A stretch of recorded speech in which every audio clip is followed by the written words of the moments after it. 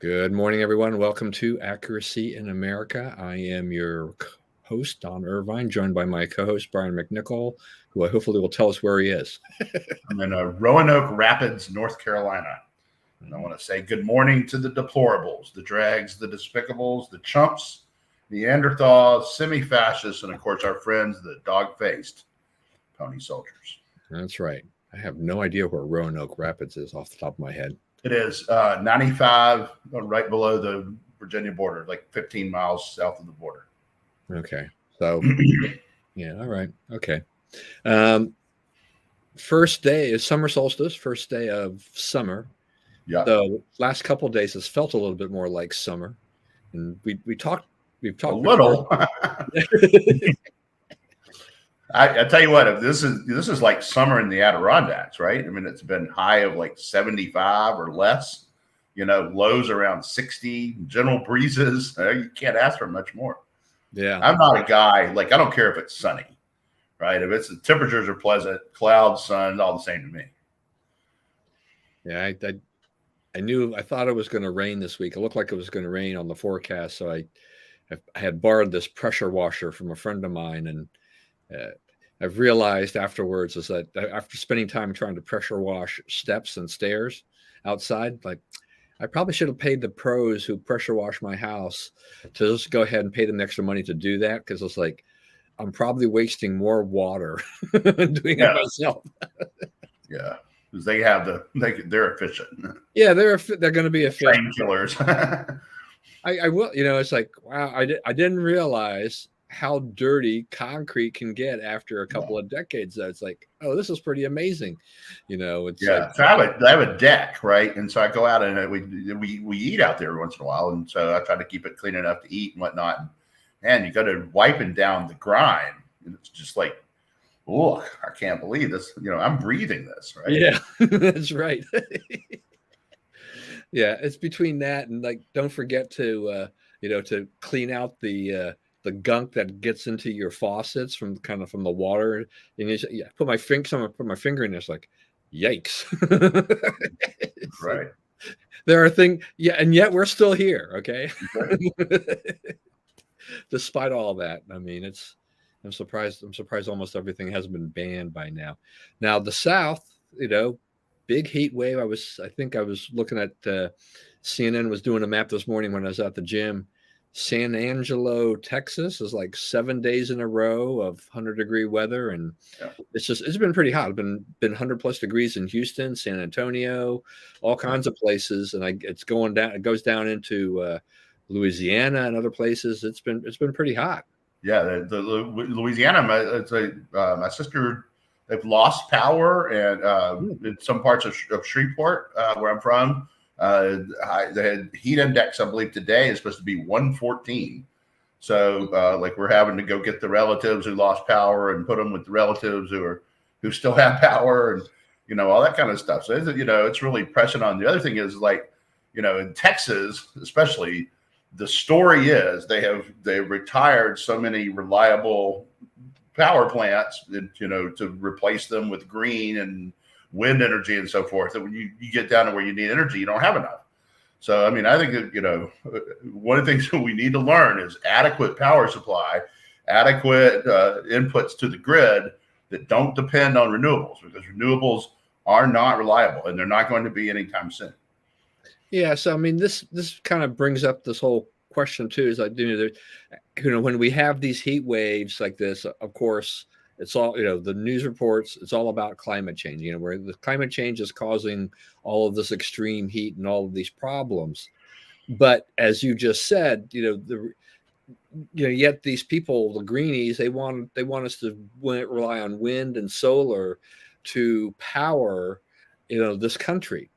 But we can't do that. It doesn't, we cannot generate enough power, when we need it. So if we get the heat, if the heat is inevitable, and we have cycles, right? I mean, we've had a great, spring, kind of early summer, type of season. We've had really moderate, mild weather for our area. But, I mean, Texas and Louisiana, I mean, it gets hot down there. Yeah. I mean, that's not unusual. But if you start cutting back on coal plants and other things that are bringing you electricity, and then you're trying to switch that electrical power through, and even natural gas, you're trying to get it through just solar and wind. There's not enough to take care of that. Right. We're with cell phones and computers and so forth, we're using, and electric cars, we're using a lot more electrical power now. So it's like, it's not just equal what we had before. You got to produce a lot more, and they're just they're not capable. And the population still, I mean, it's not growing rapidly, overall, but it's still growing. And, you're still having more people, which means we'll consume more of this. You can only do so much energy conservation, with all the stuff in your home to a degree. I mean, so there's a limit to that.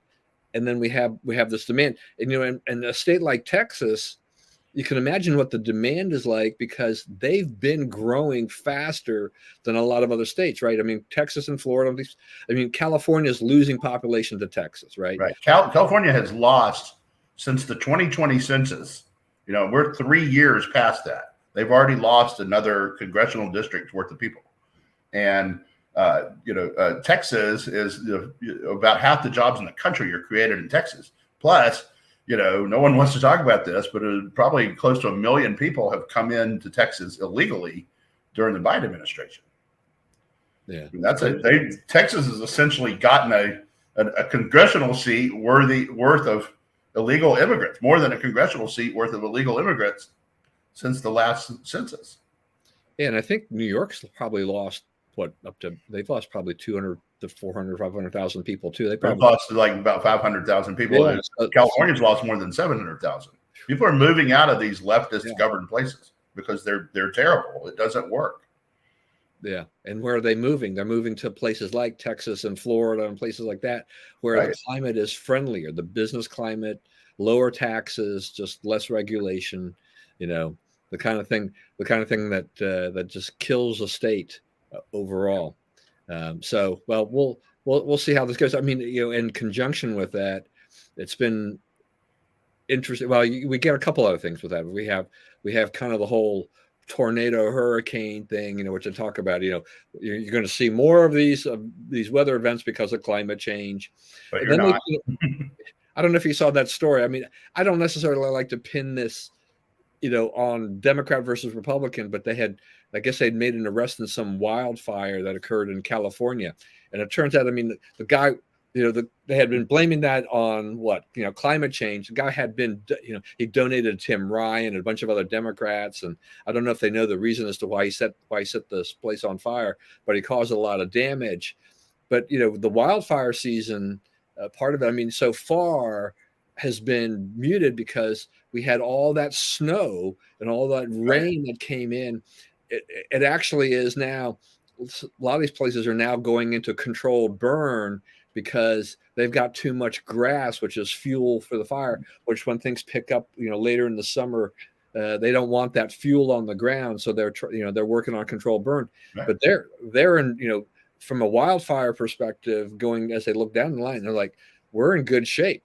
And the last 3 years have been the best years for wildfires in the last 20. So so we're getting better at because what happened is, got to a point where again the left had to admit they were wrong about something. We do have to, if you're going to live near forests, we're going to have to manage the forest, right? Because the interaction of us and the forest changes both us and the forest. And so, and we were, the Clinton administration, the roadless rule and all this kind of stuff, we're still fighting those battles, right? To just be able to get into a forest to manage it, to clean off the ground. The way the forest is taking care of this for all these years is to have gigantic fires. There's not a lot of population, so no one cared. No one tried to manage it, right?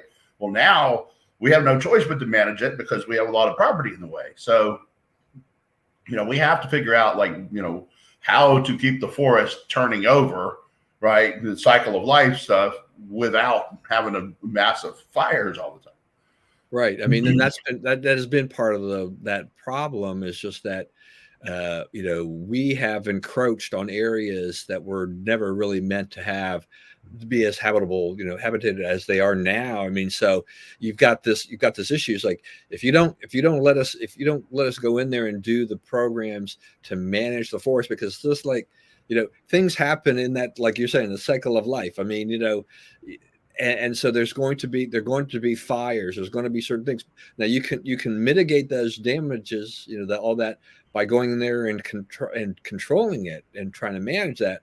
But if you don't let them manage that, if you don't let them go in there and do anything about it, then you've got a powder keg that will just take out. I mean, what was it? The town Paradise got completely wiped out a few years ago. This is where towns or places that they normally wouldn't have been at 50, 75 years ago. So think about the difference that the guy who Wilfred Carrier is. You ever heard of him? He's a guy from Baton Rouge. You know him from Carrier air conditioning. Air conditioning, okay. Right. So he basically invented air conditioning. And think about that little invention and where that stands, right? There weren't people in the desert, right? Now you have a problem like out west. They've formed a pact to try to manage the Colorado River, right? And so the Colorado River wasn't a problem until there were 2.5 million people in Phoenix drawing water out of it, right? So, but you couldn't have 2.5 million people in Phoenix until you had the air conditioner. Air conditioners really changed, how we look at it, and same with Texas. Texas was not well populated until it got air conditioned. Right.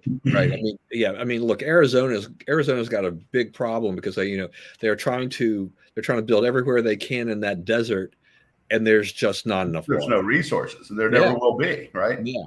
Yeah, and so you're trying to truck in water and try to do other things, and you wind up paying to bring water in. It's like this seems like just topsy turvy to me. Yeah, doesn't make a lot of sense. All right, on from climate news, just kind of looking at the this ongoing war that Russia has launched on Ukraine. It's interesting. I mean, there was an article about how Russia is depleting their workers. Their industries, their economy is starting to smart now because they have drafted all these people out of the workforce. I mean, we talked about prisoners before, how desperate they were, but as they are, as they've delved deeper and deeper into the Russian workforce, this is actually starting to create a problem with them because they keep throwing people at this war that's going really nowhere for them. Well, it was not going anywhere for either one of them, right? It's getting down to looking real World War One-ish, all the time, more and more all the time. The other thing about the Russians is talk about losing population. I mean, Garrett Newsom doesn't hold a candle to them. They're down to about 55 million people, 60 million people, fewer than England, I believe. So because people are getting out, it's not healthy. There's a real low death, life expectancy there. It's below 60 years old. I mean, like people like me and you would be dead, right? So things are changing, in Russia, and they're trying to, I think Putin sees the problems, and there's no one left to pay taxes. There's no one left to pay for all this, and the natural resources thing. I mean, it doesn't sustain countries that are far more desperate than Russia, so it won't sustain Russia. So I don't know. They're in an interesting situation. They fought to basically a standstill right now. They've lost a bunch of people. The Ukes have lost a bunch of people. The support from the West has waned. Right, it's harder and harder. I mean, we're still funding it, but the rest of the world has kind of said, okay, it's not going to be solved with $20 more from us, so we're not going to give you the $20 more. So, it's a long way to go over there. But, I still say that we need to press for something where they're not in Ukraine anymore. They have to leave Ukraine. I think that needs to be a condition of whatever they do. Yeah, I agree with that wholeheartedly. I did want to also, because I know you have mentioned this before about, our dealings and the relations with Iran. And it seems that, our administration is kind of like, Here, take it. Right. The first thing they did, I mean, one of their day one activities when they were killing Keystone and messing up the economy and all that kind of stuff was to realign us. We had, Trump had set it up where the Jews in Saudi Arabia and the rest of the Arab world were working together to kind of isolate, the troublemaking of Iran, sort of show it that, no one around you is going to help you. Of course, they came in and, realigned that as quickly as they could for us to be pro-Iran, anti-Saudi. That's why the prince cut the production, made the price of gas go up, right? It just, it's just ideological. It doesn't make sense, right? But it's like, that's, they see them, I guess, as the more aggrieved party some which way. And, but they've always, the leftists, so they're good at nothing else. They're good at picking the wrong side of any kind of right and wrong battle. And that's what they've done here. And so, I don't think, we want to get back into the Iran deal, and that's, they blame that on Trump and all that. Trump was right for that because the Iranians were never going to honor it anyway. And this was us signing up to acquiesce to whatever Iran wanted to do. We had the strategy in place, and of course, since it was Trump, they had to be eradicated just to prove that they are not Trump. Right. And then we also have, I didn't put it down here, they also have, Blinken's visit to China, which he wanted to reset relations and everything like that. But did anything really happen with this visit at all? Well, they told him to pound sand. They sent a gopher to the airport to pick him up, right? Not any kind of from their diplomatic corps, let alone his eye to eye contemporary, which they usually do. They weren't sure they were going to meet with Z when they were there. He finally agreed to a brief meeting, about a half hour, a little longer, at which they said, we're not going to give in on anything we're doing. And after which, Blinken said that we don't recognize Taiwan's bid for independence. We don't see Taiwan as an independent country. So, basically, this is what China's getting for the $3 million it gave Biden, right? Biden makes more money in the contributions to the Biden Center and all that. That's chump change to them, but they bought our president, basically. What about this whole thing about China in Cuba? Yeah, well, they also, Cuba's one of the farther outposts of this, right? There's 7 Chinese intelligence monitoring stations in the United States. So, that they've discovered in the last 2 weeks. Yeah, they're sitting here, running spy operations right on our soil, and we do nothing about it. So, yeah, they're aligned with Cuba. They pay Cuba a ton of money. Cuba's cash starved, doesn't really have much to sell. And, they're trying to spy on us from there. That's a direct violation of the Monroe Doctrine. That's what we got, went to the UN and stood down Nikolai Khrushchev on and so forth. And now we don't have that. Now, we have a president whose foreign policy team doesn't understand these realities at all. Yeah, I don't know. Our foreign policy is such a mess. It's a terrible. How could they hire these people? Yeah, and I was, so Mike Pence was interviewed by Jordan Peterson on his podcast this past week or so, and I was listening to this podcast, and and I don't know if it's us reaffirming Trump Pence or Trump Pence reaffirming us, but when it came to the foreign policy thing, it's basically what we have been saying on this program, pretty much is what Mike Pence told to Jordan Peterson in terms of why this kind of stuff didn't happen under Trump and why it's happening under Biden. Right. And I sit there and I feel like, I guess we're probably some of the few people who will say this. Right. Actually, conversation on Twitter about this, right?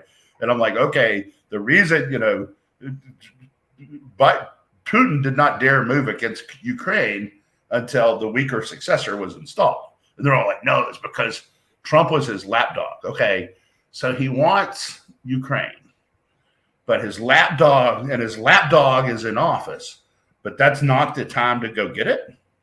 Right? If he's his lapdog and he's in office, that's the time to go, right? So, what were you going to do? Wait, you were waiting on the high side from Trump, in his second term. So, I don't know. I think that, they're theories on this are so convoluted that you can tell that they don't know what to do with this accusation. They can't admit it was true. So yeah, no, it's been interesting. It was just refreshing or good to hear, that I have to admit that when listening to Mike Pence, it was about, I think the interview lasted for an hour or so or whatever it was. It just reminded me how much I do like Mike Pence. I mean, I really think he's an intelligent guy. He's good. I liked him when he was in Congress. He did a good job as a governor. He's got a good track record, overall. And he was fairly loyal to Trump, but he and Trump will diverge now on certain things, obviously, and all that. But it's like I kind of get bummed a little bit that Pence is probably not going to get as much traction as he deserves or needs to. But but it is early. We'll see. Early, I think he's a viable candidate. I think, right now, I guess Trump is about 60%, and DeSantis is 15 or something, right? I mean, right now it's completely out of reach. No.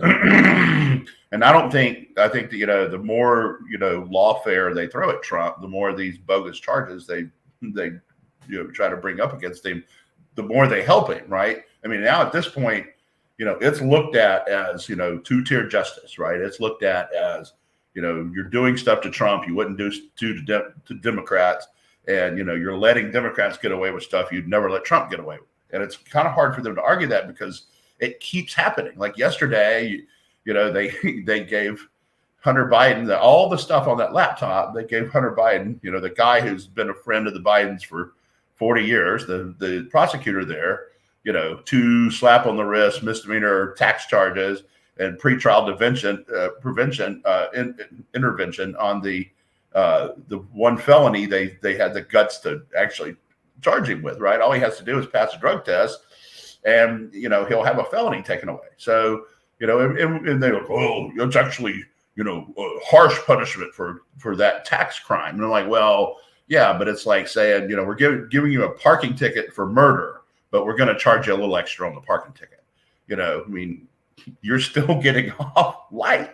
So, but he also said, and I think people need to remember this, is that he's not done with this investigation. So the case is not closed, and there's a lot of evidence on there, and we'll see what happens. But, I mean, there just keeps being, no reasonable prosecutor would prosecute Hillary after she had all this classified stuff and mishandled it, smashed her devices, avoided subpoenas, never turned over the 33,000 emails, just, put it right in their face and said, no, oh, well, no one would really prosecute that, right? It keeps being. The problem is, and I don't think the Democrats have caught up to this yet, but it's like there's a pattern they cannot deny, right? This keeps happening over and over and over, that the Republican is nailed to the wall and the Democrat is let go or slap on the wrist, right? For the same stuff, same basic stuff. So, they try to differentiate. Well, it wasn't quite the same. It's enough the same that the pattern holds, right? So, what do we do about this? I don't know. I guess Trump says now, if they're going to do this, when I get back in, I'm going to do it to them, right? And I'm going to hire a special counsel to go after Biden and harass him to the ends of the earth and make sure he dies in jail, right? And so, as far as I'm concerned, you can probably find sufficient evidence that Biden has done enough stuff to sentence him long enough to die in jail. It's possible to do. Well, I mean, I thought was interesting about all this too is just, I mean, we did have a lot of Republicans, complaining about the two-tiered, this justice system, that with the Biden, with Hunter versus Trump. But, I mean, even Bill Barr, came down and criticized this. And Bill Barr, I mean, he hates Trump. It's worked against him. Yeah, no, I mean, yeah, he's been years now. He's been, and he was very harsh on Trump about the indictment and everything like this. But even he sees that this is pretty flimsy. That this is Now, obviously, liberals, in the media, they're trying to treat this as like, okay, this ends the Biden, ordeal. This should be it. Close the books, move on, and Right. we've got an election and all that kind of stuff. Republicans are going to continue to go forward, for which I'm sure that I'm sure these liberals, these Democrats, the media, they're going to be howling. They're like, but you already got this. So you didn't get much, but you got this. Isn't that it? So at the end, but they haven't really finished. They haven't gotten down to the deep nitty gritty of this yet.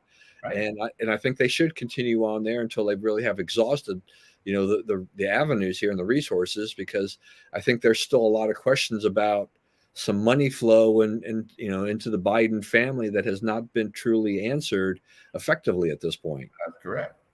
So I think, there's one thing to say, they got a lot of stuff to go through. And now you start looking at the timing, and it's like, so I guess the Judge Cannon set the Trump's trial date for sometime in August. Attorneys from both sides are like, you'll be lucky if it's August of the following year before they actually go to trial, because there'll be motions and all kind of stuff to come. So, whatever reaction the public is going to have to Trump being charged in this case is baked in, right? It's already there. It's already happened. So, now it's the reaction as, these things, these bribes, right? I mean, they have the checks, right? They're not speculating about this. They have the deposits, right? The SAR reports, the suspicious activity reports, right? On Biden. So when that actually starts coming out and flowing, and then you see the government abuse of government power used to prevent these prosecutions and so forth, then this is going to change, right? He's going to be the one, as his term unwinds and the campaign heats up, who's starting to answer questions, serious, undodgeable questions about scandal. So the timing right now favors Trump. Yeah. I mean, it does. I mean, and I kind of wondered when I saw that, the trial date was surprised a lot of people, because, the expectations is that it would have been the original trial date would have been in the spring at best. And the thing in with the way the system works, there's no way in heck they're going to actually get there on August 14th. This is not going to happen. So I kind of wonder if the judge kind of did this to say, because she's a Trump appointed judge, is like, here, we're going to try to move this forward quickly, even though realistically it's not going to happen. And she, just maybe a little bit of fighting back against some of the liberal criticisms, about it, and saying, okay, here we go. We'll set a date. Maybe it's not a realistic date, but we'll set a date. So right. and right. So now this will go sort of into the memory bin. It'll be something we heard about it before, and we expect to hear about it again, but we haven't heard about it in a while, right? Those things sort of fade from the headlines and are replaced by other things. So now the time is now to start replacing them with those other things. Yeah. So we'll see. And speaking about this too, I mean, Trump had an interview with Brett Baer, Fox News. Now, I mean, I think Fox News has been trying to give Trump an opportunity to kind of, make his case and whatever and do things. But, I don't know. I'm a little bit like, can Trump control himself a little bit better and just try to stick to a little bit more with it? Just not go too far. Here's my thing. Okay. I think Trump, I think he's good at this, right? And there's times before when everybody's go, why did he do that? And it ended up working out, right?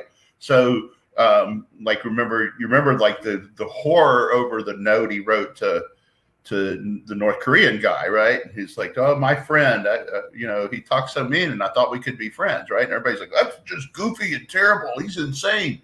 And pretty soon, they were friends, right? They were having joint appearances, and they were negotiating, right? So, where were we? Trump was, Brett Baer. So, what did Trump do? What was that discussion? It was, here's a picture of all these boxes in my house, right? This is all over like 19 documents, right? Something like that, 16 documents. Okay, so now you see, somewhere in this huge pile of boxes, sort of inartfully stacked in his bathroom, right?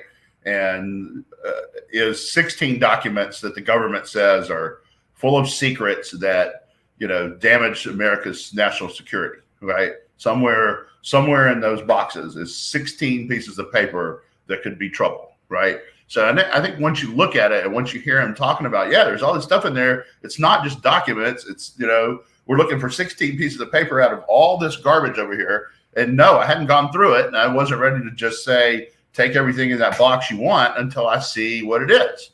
So, now you say, oh, well, he should have told him that. It says that he knew this and that. He may have known this and that. But remember, this is, this case has moved into the court of public opinion, right? So he just told the country that, okay, they're charging me because I got this big stack of boxes and I have not yet gone through it and found the 16 pieces of paper they say are vital to the nation's security, which they wouldn't use anyway because they're my policies, right? That explanation, a lot of people watched that and went, okay, yeah, that's probably me, right? I move into some place. I'm not sitting there going through every box trying to figure out which piece of paper is important the first day. I'm doing other things. And as he said, he's been busy, and he has been.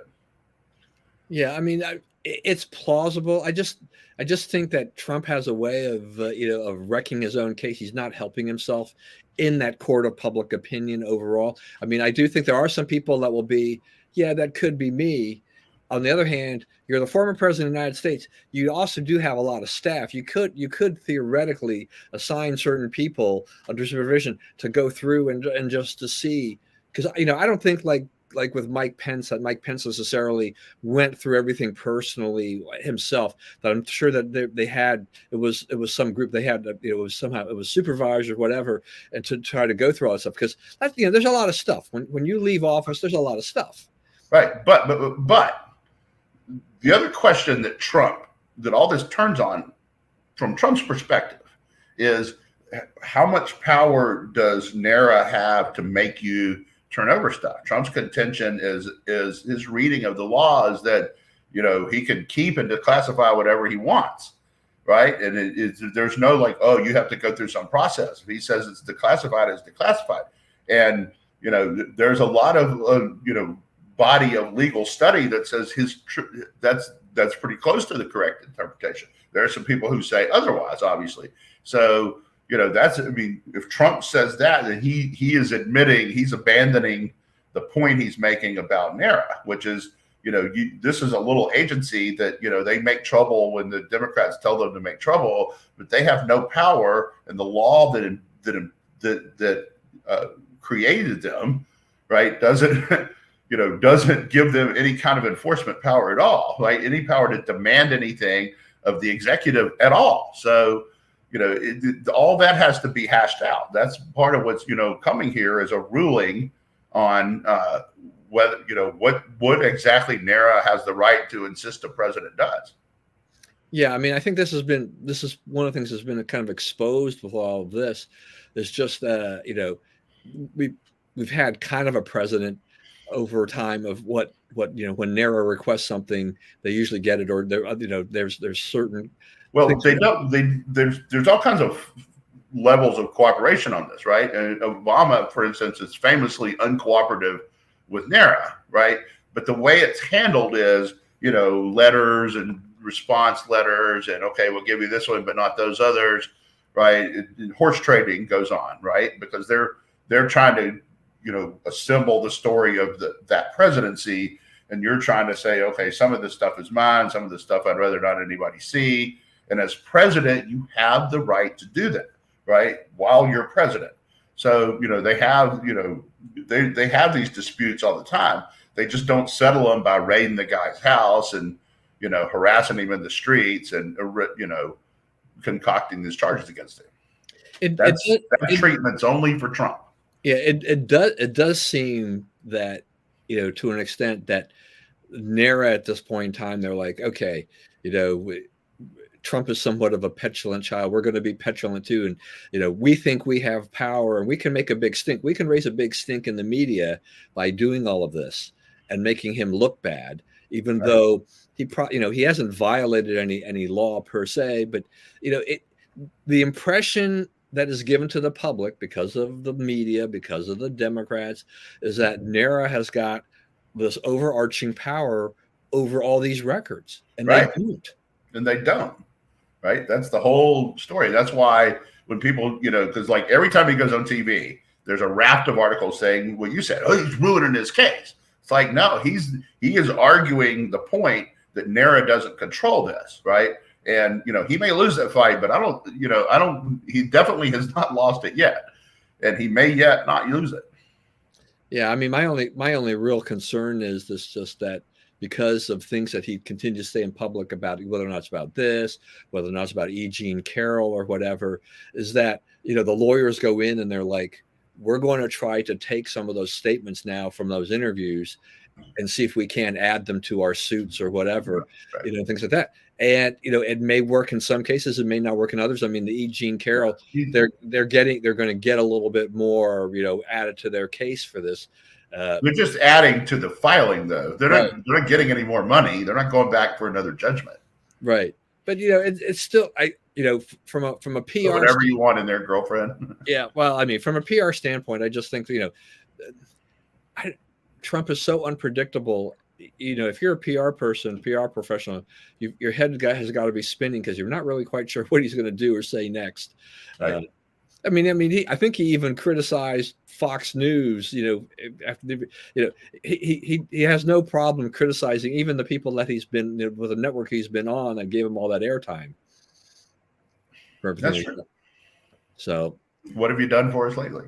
Right. Well, exactly. And the other thing about that is like Fox has changed.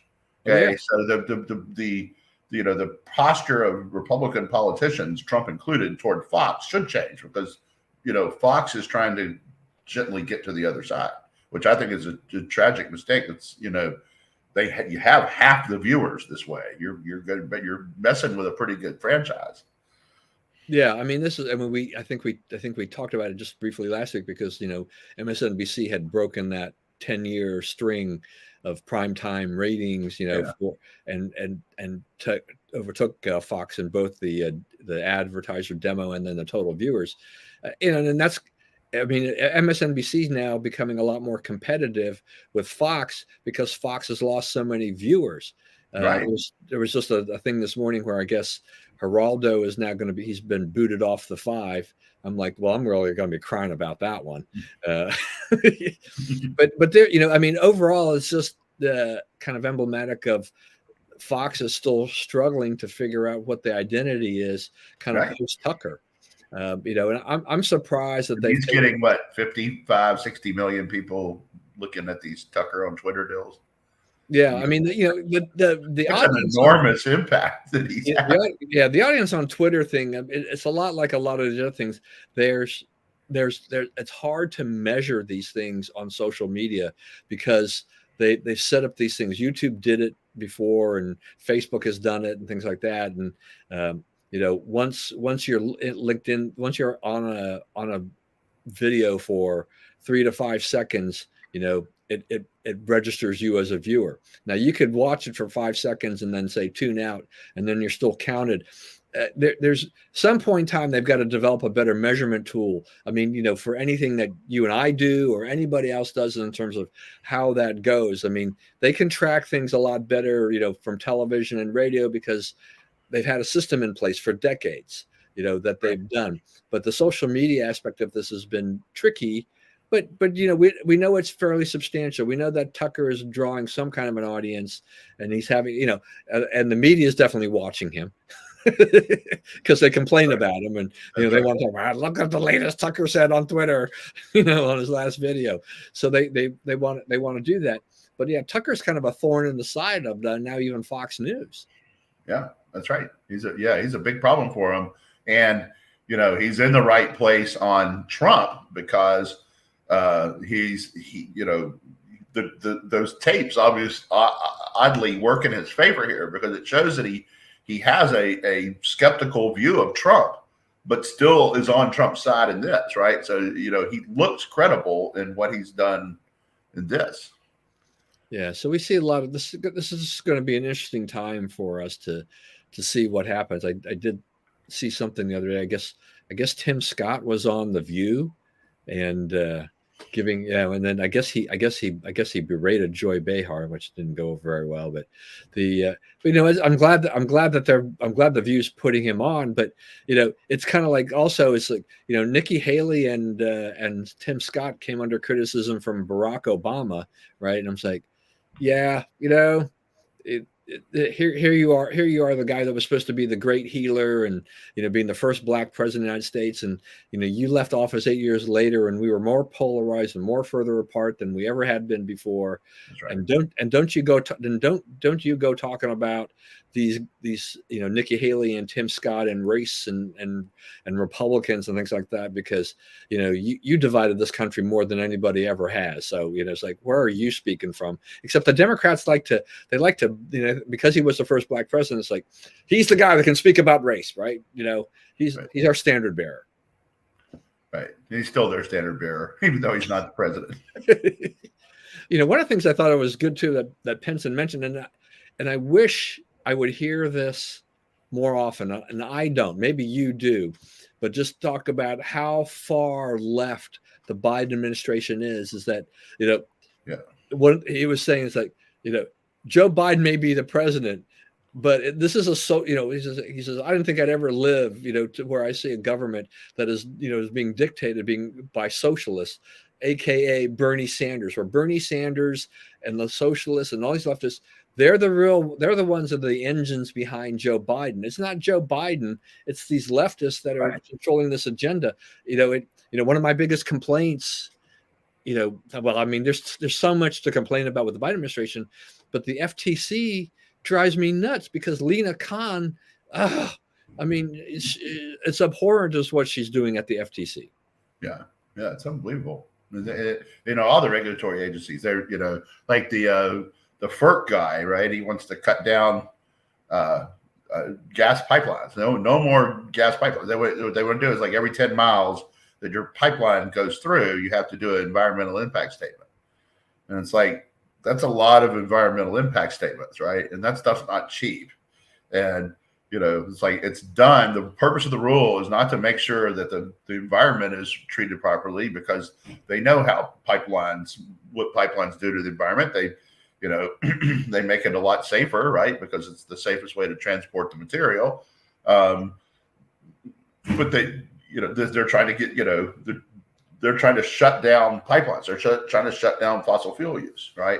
I don't think that, God help us if the Democrats' policies ever actually take effect. We really can't do without fossil fuels. We can't pretend otherwise. Well, and so I'm glad you said that, because, as I read every day, in the Wall Street Journal about, these fossil fuel companies, which had just a few years ago made a big turn to green, though BP, had made that turn years ago. They had gone in, they had done the solar thing, they were doing all kinds of stuff. They had made a huge commitment to green energy and all this kind of stuff. And a lot of the other, were being beaten down, by the leftists, by the greenies. And so they were all saying, okay, yeah, we're going to work towards, green energy and kind of decommit, just kind of lessen our dependence on fossil fuels. But we've seen a turn, right? We've seen a turn lately where, because we're going through and still in shareholder season, every single one of these oil companies in particular has made a public proclamation that they are going to still, stay in the fossil fuel business, maybe even increase some of the business, because, the country needs it, the world needs it, and we're making money at it, because everything that we're doing on green energy, we're losing money at it. Right. And these corporations they're not here for altruistic purposes, right? They exist. They have to make money. They have shareholders. They have people they answer to. They're in the business to make money. You can do good and make money at the same time. But fossil fuels is also fueling, their profits and keeping them around. The matter of fact, the fossil fuel business, the profits from there allows them to play around with the green energy. Right. That's right.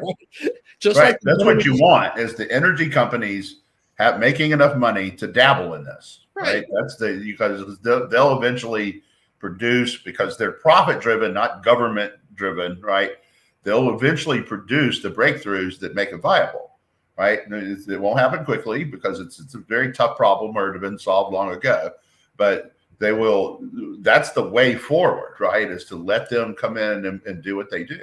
And now, you've artificially added $1.50 to the price of gas by creating artificial scarcity for the purpose of, political posturing or whatever. So, and now, laughably, the Biden administration complains about their excess profits, right? It's like, okay, why were they not so greedy under Trump? Like, all these corporations suddenly just developed the greed gene when a Democrat took over, right? The anti-greed party took over. All of a sudden, all the companies got greedy. Like, think about that, right? Because we started dealing with it on the greed level, right? That's the way the Democrats look at it. It's, anybody out there having fun or making a buck must be doing something sinful, right? Must be doing something we need to stop. So, that's where they are. That's why they're there. Well, it's like a lot of things with a lot of these industries. When, during that pandemic, when they lost a ton of money, and they lost a lot of money. Yeah. Nothing. You heard nothing from the environmental left at all, because they were losing money. It wasn't big bad oil. There were no profits for them to complain about. Right. Airline industry, they've gone through ups and downs. It's a very cyclical industry. Every time they make a lot of money, people there, the liberals come in, they say, we gotta do something about airfares and all this other stuff. They're too much. But they never talk about them when these companies, lose their shirts on things like that. I mean, the government won't do anything to like promote competition, which might bring No, they won't do that, and so you have all these things, pharmaceuticals, we have Elizabeth Warren, we're out there to provide caps on certain drug prices. Well, what's the effect of that in the long run? It's like, how much money does it take to develop these breakthrough drugs? A lot. And years and years. Supposedly $400 million to bring a drug like that to market. Yeah. So here's the thing about that. So the government talks about, Elizabeth Warren is one of the biggest people talk about this. Let the government negotiate drug prices, right? We will all save big. Okay. On the vaccines that cost about $1 a dose to make, the brilliant government negotiators bargained them all the way down to $28 a dose, right? So also the CMS, Center for Medicaid and Medicare Studies, right? They keep up with the entitlement programs.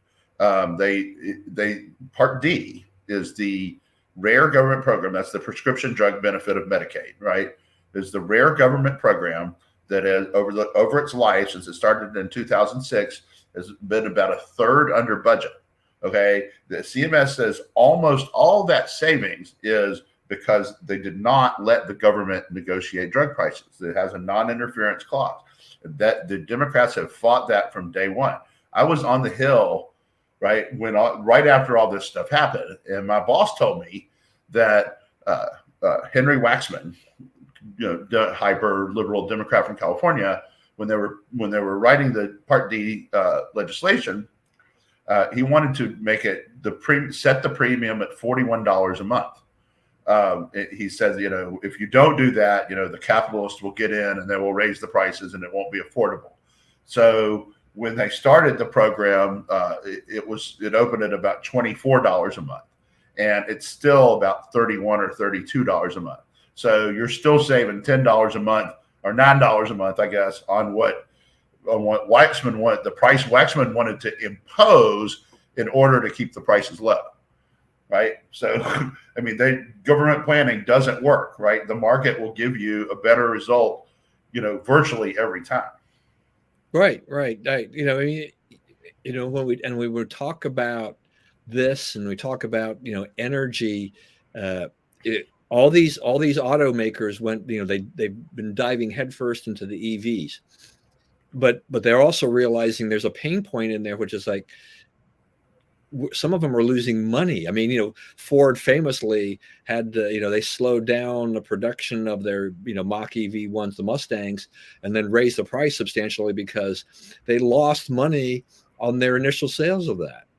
They're terrible. I saw one, those cars. They have their nerve calling that a Mustang. All the people at my age who grew up with Mustangs, like in my high school graduating class, some of them watch this, maybe they'll see this and they'll laugh. There were like 7 or 8 guys who had Mustangs, right? Those were actual Mustangs. They actually performed the Mustang function. This thing is horrible. It's gross to look at. Okay, so as guys that grew up during the real classic Mustang era, though, how do you rate that Mach EV Mustang Mach EV versus the Mustang 2? You remember that? So, the Mustang 2 was basically a plastic car, basically a toy car with an actual engine. So it no better fits into the Mustang tradition than the Mustang 2. That is one of the big, that's for me, for my lifetime, when you talk about cars that were developed, it's like, that's a travesty to take the Mustang name and try to put a name Mustang on that little car. It's like, are you kidding me? My neighbor, who was an interesting guy. I mean, it was him and his younger brother, who was a little older than I was, and then this guy was much older, and then his mother, and the mother was an old world Italian woman, wonderful woman, but the father had been out of the picture for a number of years, and I never quite could understand all the things going on in that household and all of that. But the older brother, he had in the driveway, under wraps, under a cover, he had a '66 Mustang, red. It was beautiful, but you wouldn't get a peek of it very often. And it's like, it just sat. I'm like, what are you going to do with this car? I mean, even as a kid, I mean, it was a fascination in the neighborhood. Yeah. I mean, it's just, I don't know if he's still around or whatever happened. I've been out of that neighborhood for almost 40 years or whatever it's been. But I just kind of wonder sometimes. It's like, geez, I wonder whatever happened to that car, because it would be worth a ton of money. Yeah. And everything like that. Yeah, one of the great cars of our generation and everything like that. But yeah, they go when they all these things where all this green energy, dive into the EVs and see what you get, and you wind up with these things where you're like, it's expensive to produce. We've got to charge X amount of dollars. The Inflation Reduction Act actually didn't give them everything the windfall that they thought they were going to get. There were certain rules that kind of slow them down a little bit, and so therefore, the cars are just not affordable. Now, what's interesting is just that how manufacturers now, Ford, GM, and I think Hyundai, have now all gone to Tesla and said, we're striking agreements where we can now use the Tesla superchargers. We're going to outfit our cars in the future with the device that allow us to plug it in there. Also, kind of a realization. Right. Elon Musk is really dumb. That's the other thing. He's so dumb. Yeah. Okay. To me, that's just a realization to where the people running those automakers are saying, there's no way they're going to get a supercharging network that the Biden administration has said to help just so that we can sell our cars. However, because Elon's already got a halfway decent network set up, we get this is a sales pitch to us, to our buyers. Yeah. So here we got Spencer's watching the show here. Yeah. That's right. Yeah, Lucid has had some big problems. Lucid has got a very cool car, but they're going to run into a big cash crunch. So whether their survival is at stake there, and everything like that. All right, I'll give you the last couple minutes here. A couple of things. One is there's legislation in the Senate. It responds to the East Palestine, Ohio train derailment. It's backed by both of Ohio senators, the freshman J.D. Vance former Heritageite Republican, and the old line Democrat Sherrod Brown, who seeks re-election this year or next year. And they are, J.D. Vance has made a lot of enemies from what I hear about how he's gone about trying to get people on board of this. He had like 6 or 7 Republicans on board for a pretty simple bill that directly addressed the actual causes of the wreck, right? And now, but the longer it's gone on, the Democrats are now larding it up, and they've gone back to the 2-member crew requirement and all that. That's something that should be bargained between the railroads and their unions. It's not something that government should be mandating how much crew is on a train. There were 3 people. They want to require 2-person crews. There were 3 people on the train in East Palestine, and it didn't prevent anything. So the idea that like if you're driving down the road drunk and you have someone riding with you, you're somehow safer. That does not compute, right? So that's watch for that to come down. The two things to know about it is, it was one of those things. Anytime you get into bipartisan thing, you start with good intentions and it ends up looking like something you don't want. Secondly, J.D. Vance has made some mistakes here, and he's trusted some bad people, and he probably needs to look around and reevaluate what he's doing. Okay, and I was just say that I didn't realize until I saw it that the Rangers were the only MLB team that doesn't hold a Pride Night. They apparently did one like 20 years ago. It was a disaster, and they said no more. I think you're going to see a lot fewer things like that because they've caused a lot more controversy than they have avoided, right? And I hope the Dodgers learned a lesson with that whole nun thing, because they really took it on the chin for that one. I think they did. And in the game that they came to, the Dodgers lost 15-0. Oh, that was home loss in like 70 years. So, here's the thing about that one. Okay, so I've been at a bunch of baseball games and basketball games and so forth where it was gay pride night or whatever. The people the Dodgers brought mock the other side, right? It's one thing, go and be proud on Pride Night, whatever. There's 2 things about it. One is don't mock other religions, don't mock other people's beliefs, and 2, don't make the players have to do it, right? Because the other thing that happened in Los Angeles is the players are like, I don't want to wear this stuff. I don't want to endorse this. You're making me endorse a political idea I don't agree with, because I work for you. And like, that's our argument against, unions forcing them to, support political candidates they don't support and so forth. The other thing I want to bring up is in New Mexico, I don't know if you saw this, but they removed a state senator because he participated in the Jan 6 parade, riot, protest or whatever. So, if we're going to start saying, okay, if you protest, you can lose an elected office. People elected you to this office after the protest, but the state knows better and wants to pull you out. That's a dangerous. We talked about that like with the Tennessee 3. I don't know. You remember that discussion? We were like, okay, there's sanctions. There's a bunch of punishments short of kicking these guys out that should have been looked at before they just kicked them out. So, and this is the same kind of thing. And people win elections. They get to serve their term. If you don't like them, don't elect them next time. But, American people speak through our elections. That's the people who be in office, even the ones I disagree with. All right. Perfect. All right. We are going to end now. Thanks, everyone, for joining us. Thanks for your comments, Spencer. I don't know where Bob is. He must be on vacation this last couple of weeks. But anyway, as always, please stay safe, stay well. Remember, we live in the greatest country in the world. Do not let anybody tell you otherwise. And God bless America. And we will see you again next week.